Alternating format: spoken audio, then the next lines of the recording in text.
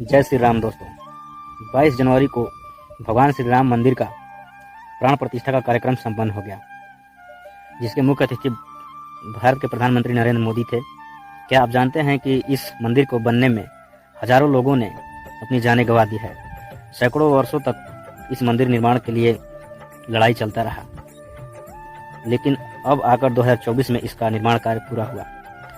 अयोध्या राम मंदिर के निर्माण के लिए हिंदू और मुस्लिम में कई बार झगड़े हुए, कई बार आपस में विवाद हुए और दोनों तरफ के लोगों को कई बार अपनी जानों को गंवाना पड़ा। इस मंदिर का इतिहास लगभग 500 साल पुराना है।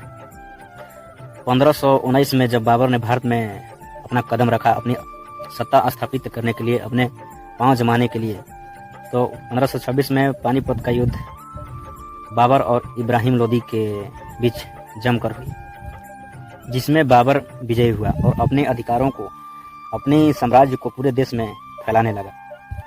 तो उसने किया यह कि पहले जिस जगह पे भगवान श्री राम मंदिर था, वहाँ पर कुछ उसके अंश थे। जिस जगह विवादित भूमि थी, जहाँ पर राम मंदिर का छोटा सा अंश था, उसने उसको तोड़वाकर 1528 ईस्वी में बाबरी मस्जिद का निर्माण करा दिया।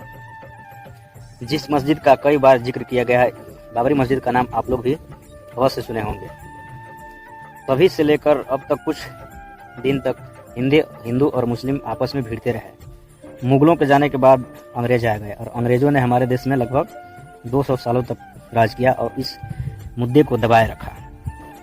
लेकिन जब हमारा देश 15 अगस्त 1947 में जब हमारा देश आज़ाद हुआ, उसके बाद 2 वर्षों बाद 1949 में राम मंदिर निर्माण का मुद्दा हर जगह उठने लगा। जगह जगह पर लोग प्रदर्शन करने लगे राम मंदिर निर्माण को लेकर, और 1949 में ही यह मुद्दा जोरों शोरों से पूरे देश में फैलने लगा।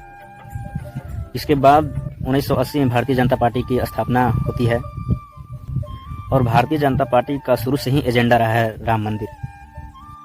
राम मंदिर के एजेंडे को लेकर भाजपा के तत्कालीन अध्यक्ष, उस समय का अध्यक्ष लाल कृष्ण आडवाणी ने एक बार रथ यात्रा निकाली थी, जिस यात्रा को बिहार में तत्कालीन मुख्यमंत्री लालू प्रसाद यादव ने रोक दिया था। जिस वक्त इस मंदिर का मांगों को लेकर बहुत आवाज़ें उठने लगी, उसी समय 1984 में इंदिरा गांधी की हत्या हो जाती है, जिसके बाद से यह मंदिर का मुद्दा को कुछ दिन तक दबा दिया जाता है, क्योंकि इससे और ज़्यादा प्रदर्शन होने न लगे। धीरे धीरे इसका कारवां चलता गया और 1992 में शिव सैनिक और बजरंग दल के कई सैनिकों ने जहां पर बाबरी मस्जिद था, उस मस्जिद को ध्वस्त कर दिया।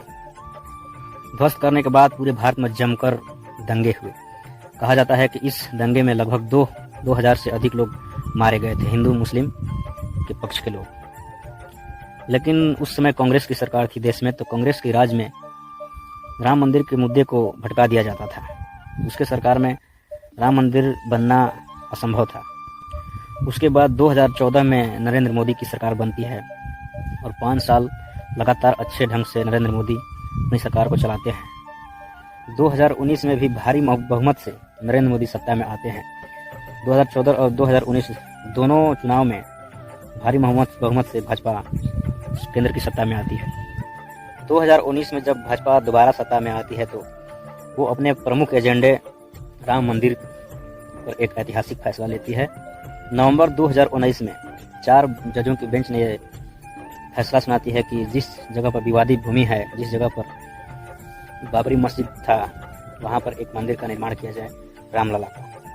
जिसके तुरंत 5 अगस्त 2020 को हमारे भारत के प्रधानमंत्री नरेंद्र मोदी इसका भूमि पूजन और शिलान्यास करते हैं।